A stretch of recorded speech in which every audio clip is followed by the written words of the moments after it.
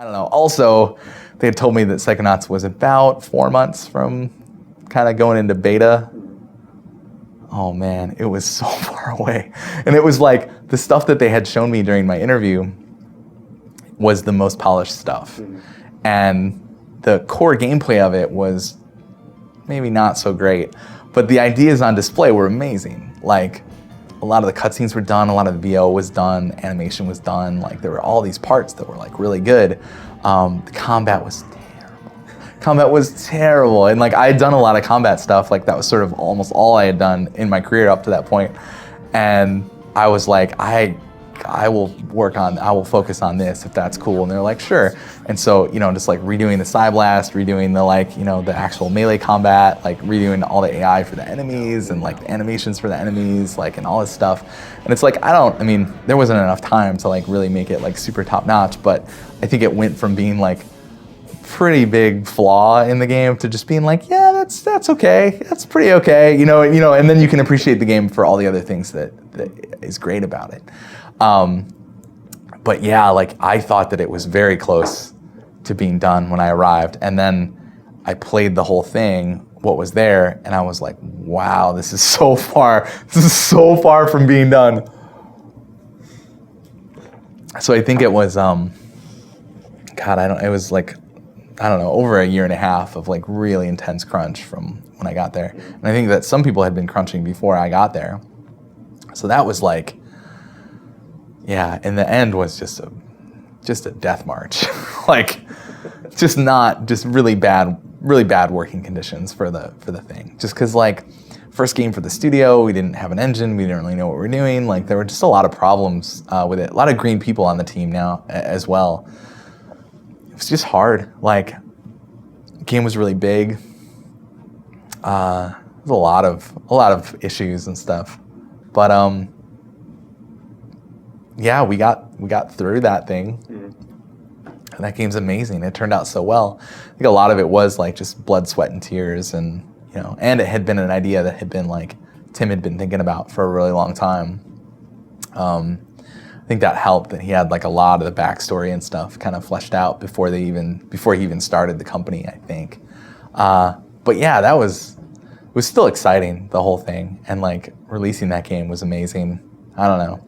And there were some really scary parts too, like when Microsoft dropped us. I had been here, I don't really know the dates, somewhere between like 3 and 6 months, I think I had been here only, and that's when Microsoft like pulled the plug on it. I was terrible. And it was like everybody just kept coming into work, It was like, because everybody really wanted to see the game succeed. And I think it was actually lucky that it happened right before E3. So Tim was able to like take a dev kit, go to E3, pitch people, show them the game's current state, and like try to find funding and stuff.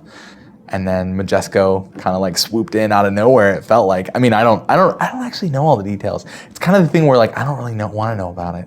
I don't really want to know what happened, like how, because it felt to me like such a like 11th hour kind of save that they made, and it was just like brilliant. We were like back on track, and we were able to like keep making the game again. It was incredible. I don't know, but then we finished it. It was great.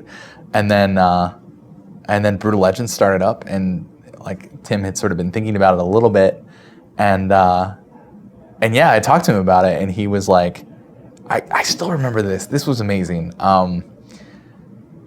I talked to him a couple times about like wanting to be a designer and wanting to move into design, and the way that he tells it, we had interviewed some people. I hadn't talked to them. Like I wasn't in on these interviews, but we had interviewed some game designers, probably near the end of Psychonauts or something. And there were a couple people that were really bad, I guess. That were like in their interviews, they were like really, there's a lot of bravado and like hubris, and they were just sort of like taking credit for a lot of things that you're like, maybe that. And their portfolios were like really not good, and the resumes were bad and stuff. And Tim was sort of like, well, shit, if we're going to hire a game designer, it's like Brad wants to be a designer. We know who he is. He works here already. Why don't we just have him do that? We'll just hire another gameplay programmer. Done. And I was like, yeah, it was awesome. So yeah, it's always nice when other people are terrible, allowing you to like look better. So I got to like move into design and like, yay, I'm a designer. So I was working with Eric and I was so excited. I remember when I went to the Utah with Tim and he pitched Brütal Legend to me.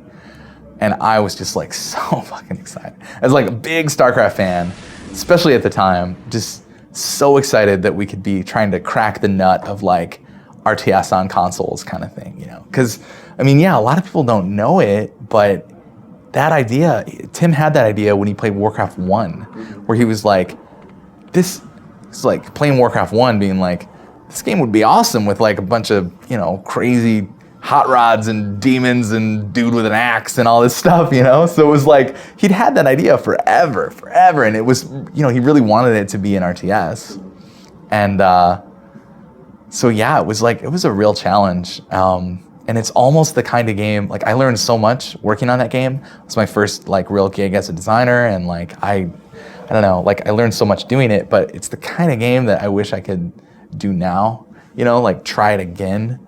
Like with kind of learning what I've learned about simplifying and focusing and stripping away some things that are maybe not as important and focusing on the really important things. Like because I mean that like it's a great game. Like I love that game, but I think that it could be better. Like it could definitely be better.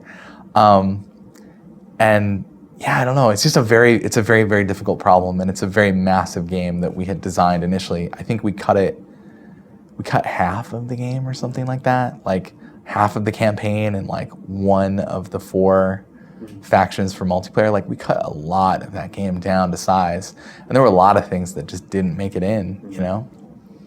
And it was still 4.5 year endeavor working on that game. And that one also had its like real scary moments where like Vivendi was funding it initially, and then Activision kind of merged with them or whatever. I still don't know all the details of that, but Activision kind of like won out and they cleaned house, and you know Brütal Legend was just kind of left out in the cold, and it was like, oh. And then EA kind of swooped out of nowhere. Again, it felt very similar, 11th hour kind of thing, where they come in and you're just like, wow, that's sweet. And it gave us a chance to like finish the game. Also, that part of my career is really weird when I look back on it, because I was so pumped. Like, you know, it's gonna be my first design credit. Like finally had made it as like working as a game designer in the industry, getting paid to like, I mean, yeah, getting paid to do something that I would probably do for free kind of thing. And just being so like excited about the game, really close to the game, to the point where I didn't know if it was good or not, but feeling like it was great, you know, like everybody was really gonna love it. And then we did lots of focus testing with EA. Eric and I would, and sometimes Tim, we would drive down to Redwood Shores. They have a really nice lab there. There's this guy Joel that runs this thing. It's like, it's really great setup, one-way mirror, and the whole deal. And we had people play the game a lot and give their feedback. We had surveys and whatever, looking really good. Like the stuff we're getting back from gamers was awesome. We did some like mock reviews, which is a super bizarre process. It's like, have you ever heard of this, mock reviews?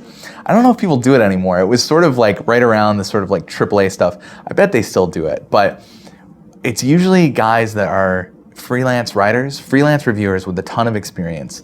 They will take money from EA or whatever, take a kind of alpha, beta-y version of the game, usually more beta. They'll play through the whole thing. They'll write a review as if they were submitting it as a freelance gig. Give it a rating, the whole thing. And they give it back to the corporation, and it's totally private, and it's all sealed up, and it's whatever. And so we did like 3 of them or something, I think. Maybe we just did 1, but I think we did more. Awesome. 89, 92, just like, whoa, like they were all amazing, you know? It's like, and the body of it, you know, it's like, yeah, some flaws, you know, some problems, but it's like, man, overshadowed by all this awesome stuff. Plus, it's like the gameplay's so ambitious that it's like, you know, it doesn't quite all come together, but moments of brilliance and so great and all this other stuff. And I'm just like, top of the world. And then EA tells us that they're upping their projections to 5 million or something, you know, like just some crazy number where we're like, this is it. Jack Black's in this game. Like Black Sabbath's in this game. We got this. Like how cool? Yes, like this is amazing.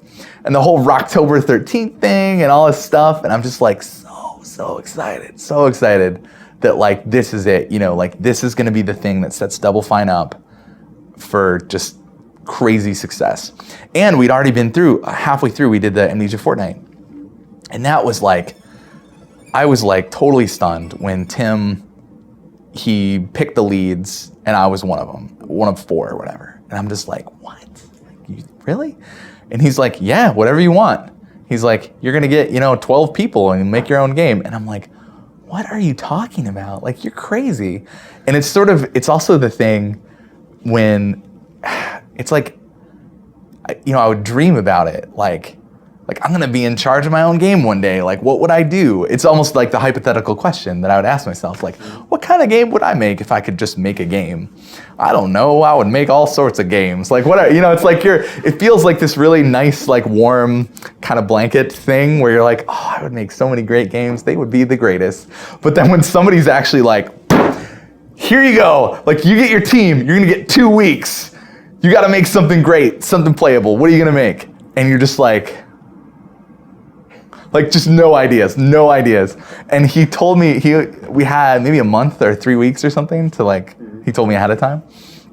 And I was just freaking out. I was like,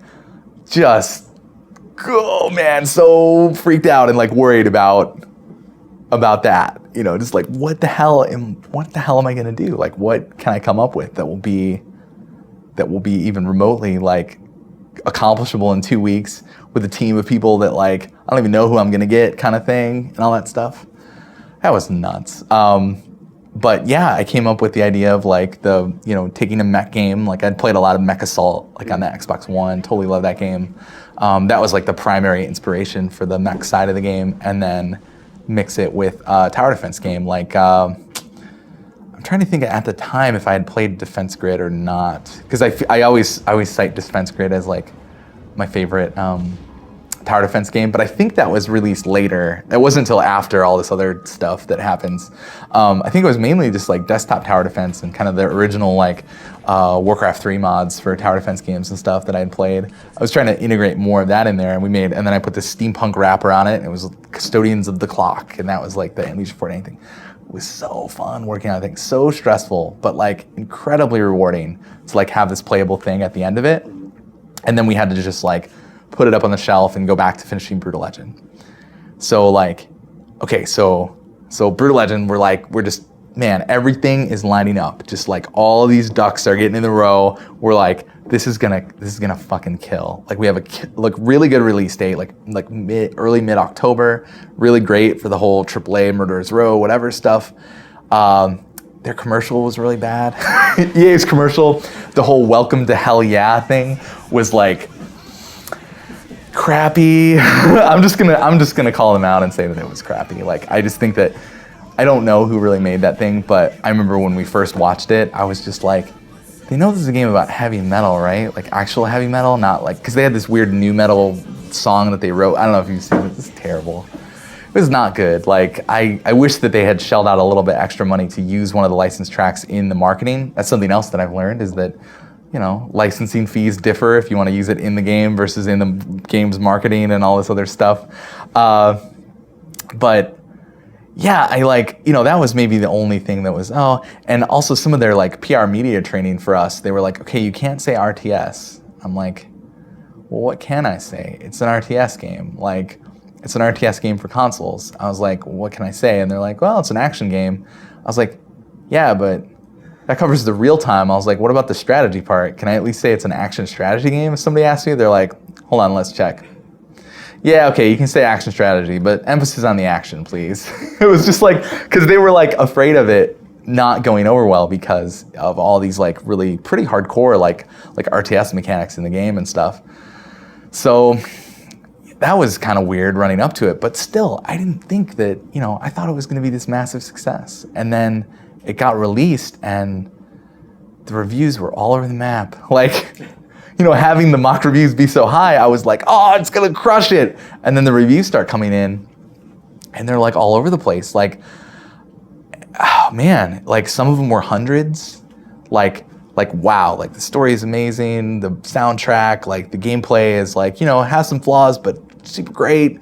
All this stuff is awesome. Full campaign, full multiplayer stuff with 3 factions and all this stuff. Amazing, love it. One of the best games this generation. Sweet. And then there's like the 60 or the 50 or whatever, where somebody's just like, mechanics are terrible. We don't even like heavy metal. It's too much heavy metal. Like all this stuff. Like, where are the branching dialogue trees that you would expect in a Tim Schafer game? And like just like all this negativity, like all this just pile of just people being really, really unhappy with the game. And then, a bunch of stuff in the middle too, just like all over the place. And it's crazy because I think if you look at it, probably averages to like an 80, like low 80, mid 80 Metacritic or something like that. But at the time, that felt like, it just felt fucking terrible. It was like just getting punched in the gut repeatedly every day when I would come to work, I don't know. That was really terrible. And then, it was kind of a slow time for us because we didn't really know what we were going to do next. Kind of talking about Brütal Legend 2, it seemed like it was a foregone conclusion, so we were kind of designing for some of it. And I didn't realize it at the time, but just that experience, I was super, super depressed. I have never felt that bad in maybe my entire life. But it's the kind of thing that you don't realize when it's happening to you, I think. It's like you really need outside people's help. I think, at least I did. I don't know if that's everyone's experience, but I was incredibly depressed by that and crushed by that experience. And I just didn't know what was going to happen next. And I was like, whatever, we can, maybe we can just try to make it better. We'll improve on the sequel. And, there's all this stuff we cut anyways. So we have a great starting point and we can address all these things. Talked about a lot of streamlining things for the RTS mechanic, ways to help people and make it more learnable and all this other stuff. So it's like, I guess it was okay, but I think I was like super depressed. And then we came back from, I think Thanksgiving break, and Tim was like, and this was funny because I remember I had written this up, and I've never told anybody this. I wrote this up and I talked to Katie, and I was like, I think I'm gonna ask him if I can like be the lead designer for Brütal Legend 2. I wrote up all these justifications. I was like, I think that these are really good reasons why I can be the lead designer of Brütal Legend 2 and do a great job and all this stuff. And I've rehearsed it a little bit in my head. And we go to work on after the break, and I guess I was feeling okay at that point. And he calls me into his office, and I'm like, cool. I was like, hey, I want to talk to you about something. He's like, I wanted to talk to you about something. And I'm like, you first. And he's like, Brütal Legend 2 is canceled. And I'm like, fuck, are you serious? I'm like, wow, what are we gonna do next? What is gonna happen? What? Seriously? And he's like, yeah. He's like, it's, EA they ran the numbers, they ran the P&L, and the new, it doesn't make sense for them to greenlight the sequel anymore. I'm like, wow. I'm like, what are we gonna do with the studio? So his plan had always been that Brütal Legend 2, we sort of do sequels, and that's the big game. And then we take the Amnesia Fortnight games, and they're sort of running on the side.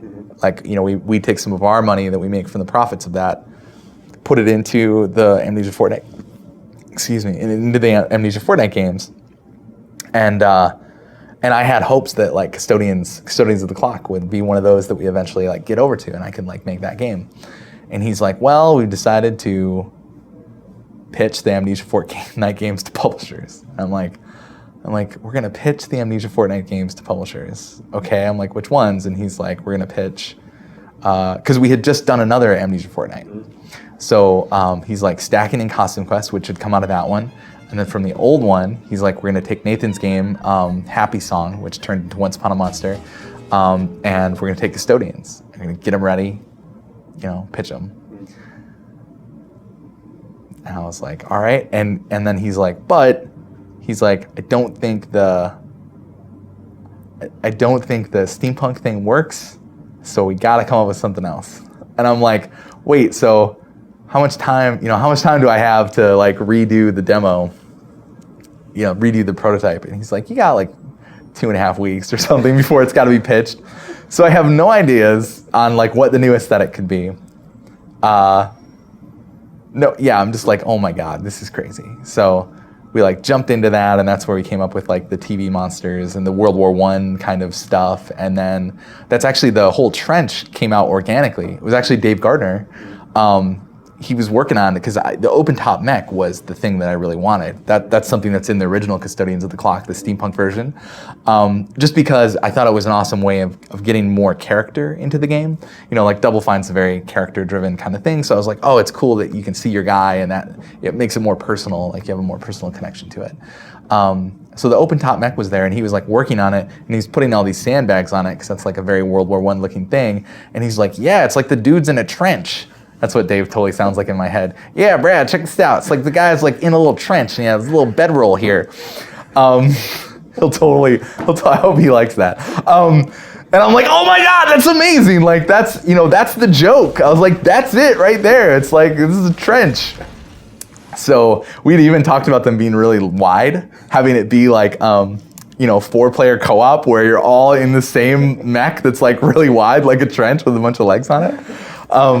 So we like quickly like put together a new demo, and we like took it on the road, and I'd never pitched before. I was completely unprepared, and like Tim is not the best teacher, I think, out of things. Like he's not the best person to like teach you how to do things. I think you sort of have to watch how he does things, and then kind of emulate him, and then ask him questions about what he's doing. But this time around, he wasn't pitching a game. I'd never seen him pitch a game. So it was really hard, sort of like me fumbling around and fucking up, and then getting notes from him afterwards, and then trying to like fix it. It was a nightmare process. I was super depressed during this thing. That did not help anything. But it was a nightmare process where we would go, like we flew down to LA for some of these meetings, and we would like pitch the 4 games, and listen to some weird feedback, and I would be up there with the PowerPoint and try to answer people's questions as best I could, and then we would go away, and then we would do it again, and then not hear back from them for a while, and it was just like this crazy thing. And Trench was actually the game that took the longest to sign, and it really helped that both first parties were involved in, 2 first parties were kind of interested in the game. So I think he was able to like actually sign a deal and like get a decent budget for the game and get it signed and stuff. And then, we were actually able to like work on the game and make it. It was awesome. Like, so that was like a huge win, finally having the contract signed and like actually, we'd been working on it all along because like we had all these people. Tim didn't want to lay people off, which I really respect. I think that's amazing that he like wants to keep the team together. And so we'd been working on it all along. So it was pretty far along, and then we signed it, kept working on it, but then there was still this sort of like he wasn't happy with the art, like nobody was really happy with the art, and so we got Peter Chan to come in and help with the art. He just happened to have this like 5-week block of time that was just like open, and he just kind of went in there and was like, he's like, I see what you did there, but let's try something else, and he came up with sort of the backbone of the visual style for this stuff. And I was like really uncomfortable with it at first. Like I loved what he did to the trenches. He took them and he made them super boxy. Everything on the hero side is very square, very sturdy looking. They're just kind of like bricks. Like it just has a very like cool boxy aesthetic to it. And that got rid of a lot of the stuff that I didn't like that we had, a lot of rounded corners and stuff that maybe pushed it a little too far closer to like anime mechs, because even Battletech has some anime influence in it when you look at some of their designs, and that was sort of what we were looking at. So I think there was still some of that in there, and through Peter's design, we were able to just like completely just make it, just like these very raw, boxy shapes and stuff. Very awesome. But I was like, his design for the enemies, I was not sold at first. Like the original design is that they they're these weird masses of wires, the monovisions, but then they have the monovisions are attached to the outside, so you can actually see them all the time. It also makes you feel like you're actually being attacked by TV monsters all the time. That's the other part of it. But he came up with the idea of like, well, if they're, if the TV, if the monovision is the thing that's like the precious, that's like their beating heart, that should be inside of them. That should be, contained. And then he had that really great idea of the wires come around the monovisions and then make like a jack-o'-lantern face around the front of it. I thought that part was super awesome, but it was such a departure from what we had. I was really worried about it. And then taking it to the team, I was worried for a reason, because they were like, our team, they were like, what? We're not throwing everything out for this. And I was like, no, it's Peter Chan. We just got to trust him. Like, this is really cool. Like, we'll acclimate to it. We'll get used to it. It's cool. It's really cool. It took a lot of convincing, because we had to throw out a lot of art that had been made. And it really set us back on the art schedule. It was hard. It was a hard decision. But I think through that, I really learned that like the aesthetics are just as important as all the other stuff. Because I talk about being like a more mechanics-driven designer, the like bottom-up game design. Like that's just sort of like my way of doing stuff. But I think the aesthetics are really, really important, actually. I would say, especially at Double Fine, but I think that we've all played games where they're very mechanically sound, but the art just like doesn't do anything really. It's just ho-hum, kind of representational, and you're like, all right, cool. Like, you could be getting so much extra mileage if you spent more time at the beginning coming up with an aesthetic that's really good and actually matches with your core mechanics. Like, I think those are the best experiences where the aesthetics are really like helping out. They're really married well to the actual mechanics and stuff. So yeah, I kind of learned that one the hard way, just making sure that like you spend enough time on that stuff up front. But yeah, I didn't know if the game was any good. That was really hard. We had to make some like really savage cuts on it too. That was really hard. That was really hard, because I had, imagined the game as a tower defense game. But then when it came to pitch it, I was like, man, we can't just pitch a tower defense game. Like, nobody will ever sign that, was what I was thinking. So I was like, okay, what if we had more like defense missions, and then we called them traversal missions, which feel a little more, the idea was to make it a little bit more Left 4 Dead style, so that your missions were kind of these procedural things that happen. We use the open world system from Brütal Legend, and we have all these like strategic points on this big map, and then they're connected by pathways that sort of go through the thing. And we designed the whole map, and we're like, this is sweet. And then there's this procedural system that takes you from the missions. Most of them were defend one point for a while, then traverse to this other point, then defend that point, and then the mission's over. Or you get dropped in, you have to get to the first point, defend it for a while, and then get to the exit. Kind of, it's like just a mixture of these like defense and traverse missions to kind of break it up and give you some different gameplay. So I was like, that is, that will make it way more compelling, because it's, it kind of utilizes an open world. It feels like you're always going back to the same place. It's way more replayable, because you're always coming back to the same map and like doing the, going on different paths between the objectives. And it could really have this more feeling of like, you're kind of fighting this ongoing war, you're defending against this ongoing invasion. I was like, this is fucking game design gold. I was like, this is it, baby. And then eventually got signed, and we worked on it, we implemented it, and playing it, it was just like not fun. Like the defense missions were getting there. It was like, yeah, this is maybe, it's getting fun. It's in the ballpark of fun, it's heading towards it. But the traversal missions, every time you did one, it just felt terrible. And it was like, we were so busy that it was really hard to like stop and examine why it was not fun. And I was really depressed. I guess I have to throw that in there too. Like, I was still like super depressed at this point. And very difficult to make progress. And then seeing this, just like, why is this not fun kind of thing? And it just turns out that like, the answer is like so simple. It's just that if you're spending all this time in a defense mission, building up these defenses and dropping these turrets and all this stuff, and then you're asked to leave them and walk somewhere else, Like, that is just super not fun. That is a really dumb idea. And it's like, sometimes you can't see the forest for the trees kind of thing, you know? It's just like, that's a really dumb idea looking back on it. Also, the fact that you have the same enemies attacking you while you're on the traversal missions. And those enemies are beefy. They gotta be beefy because they're getting hammered by turrets that you've been building up, right? So when you get attacked by even like 5 enemies, it feels terrible that you just have to dump a ton of ammo into them because your turrets aren't helping. Or you actually waste resources by dropping turrets that you'll then again have to leave because they're on the path to the new objective, and then you might not have any resources when you get there, and then we can't figure out what the difficulty should be like to start the second wave of defense. Just the worst. It was just the worst. And again, this is where it's like, working with a publisher is very difficult because we're like, you know, hey, this isn't working, like we want to talk about possibly losing this whole part of the game. And they're like, well, what do we get for it? We're like, well, you don't get anything. You get a good game. Like, holy crap. Like, this is not working. Like, sometimes things don't work. You know, iteration, blah, blah, blah, blah, blah. And it's like, well, okay. And they sent someone down and we had to like do a lot of back and forth, a lot of convincing to like finally get them to agree that like, yeah, this is for the good of the game.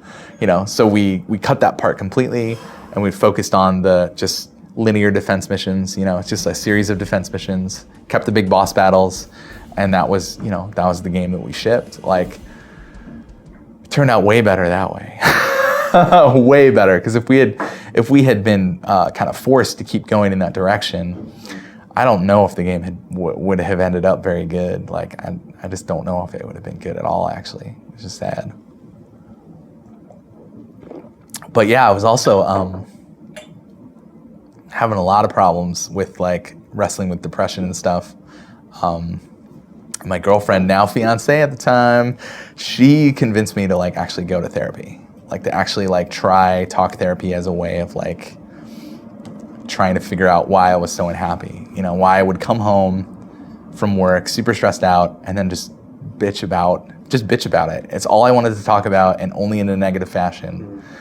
And it was awful. Like, it was awful. Like, and I could see that it was not doing good things to our relationship.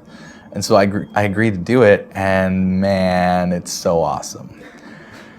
It's so awesome. Like, there's this huge stigma of like going to therapy that coming from the Midwest, that like just therapy's for crazy people. You know, that's what people think. And it was great being in, you know, a San Francisco environment where like people just think it's normal. You know, it's like yeah, lots of people go to talk therapy. It's just like having another person that you have to pay them, but you just talk to them about your problems, and it's their job. They're very insightful, and they can kind of help you navigate some of the like weird situations of like living your life. Plus, you're collecting all this baggage as you get older. I think that's the other thing, is that you're sort of just picking up all these like weird, bad mental habits and just like old things from your past that are like terrible. And you can work through some of that and just be like a mentally healthier person. So just amazing. Like, I've been going ever since. I think everybody should do it. I think everybody should at least try it and see if it's for them, because I have been so much happier since I started going. Like, it took a while to kind of like get through kind of my initial depression and figure out like exactly what was causing it and how I could cope with it better and like just eventually kind of come out of it. And really just like dealing with the stress of work, kind of working through that, freeing that up, and then also dealing with this whole like trying to detach my value from the work that I do. That was a really important thing, actually, like coming from the Brütal Legend reviews and all that stuff, is that my personal worth, I think I had tied it so much to the success of that game. You know, like that was gonna be the indicator of whether or not I was a good game designer and would be or could ever be a good game designer, you know? And it was just like, you know, I just felt like I got shivved or something by some of those really bad reviews. And it was also really hard to focus on the good ones. Like, just ignoring, just being like, that's just some guy's opinion. Like, let's go look at this 95 review over here, you know? Like, that's kind of nice too. And I was just unable to do that. But yeah, like that really helped. And actually that's, I think that's where, so that was sort of before we had shown anybody the game. And I was really nervous about showing people the game. just not sure like how people were gonna take it. You know, shooter from Double Fine, like what? It's like very, you know, not a lot of story, very core mechanics focused. Like I did not know how it was gonna go. And we were gonna show it at PAX East, so that was PAX East 2011, I think, was the first time we showed the game. I'd never been to a PAX before either, where I just always had an excuse for not going. Really wanted to go though, because it seems awesome. But I was like, hey, this is great. Microsoft refused to give us 4 monitors. I was like, it's a 4-player co-op game. Can you give us 4 monitors? And they're like, no, we'll give you 3 monitors. And I was like, what is your deal? I was like, why, like, my dad's calling me. That's awesome. My parents are super excited right now. They're super excited about Massive Chalice. It's awesome. So they're like, we will give you 3 monitors. I was like, but it's a 4-player co-op game. You have this huge booth. You can't find one extra fucking machine to show your 4-player co-op game that you're announcing at the show as a 4-player co-op game? And they're like, no, 3. We're like, all right. So we actually prepped a special build just for that thing, showing the second mission in the game, the airfield. We had 3 like custom loadouts for the 3 players, and we're like, cool, this is good. We playtested a lot. We're like, that's as good as that's gonna get. Let's do it. So they loaded it up, cool, got it working.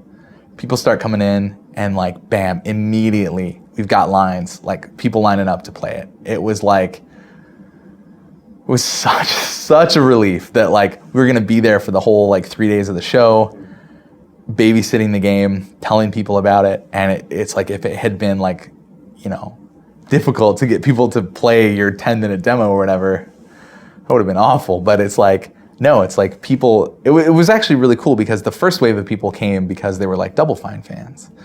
And they were like, what? You're doing a shooter? I'll play anything you do, whatever. And they just play it and they're like, wow, that was really cool. Some people were really surprised. Some people were really surprised, but most people liked it. There were a lot of day ones, which was amazing. Like, because I feel like that's the best thing that you can hear when you show something. Be like, here's my new fucking game. And somebody's like, dude, I will buy this day one. I will buy this. I played it for 10 minutes. I don't need to know anything else. Day one, you know, it was so cool. We heard that so many times, and it was very encouraging. Yeah, and we had lines, and we were talking to people, and I don't know, I lost my voice immediately, and it's just a blast. And everybody's awesome at PAX. It's like E3 without the douchebags, with a bunch of like awesome fans, you know, just players, just people who love games. They just love video games, and they just want to be there and hang out with other people who love video games and talk about video games and play video games, and they're just like, the enthusiasm that everyone has at PAX is amazing. It's just totally contagious. Huh? See what I did there? Yeah? PAX contagious? Yep. Hilarious. The whole PAX experience was awesome, and we knew we had like a game that was fun and that people would like. So it was cool to just like keep working on it, kind of come down the home stretch. And everything went great, like all the way through submission. It was kind of crunchy, but not bad. But yeah, that part was fine, you know, just making the game better, focusing on making the game better, fixing bugs, listening to feedback, cool.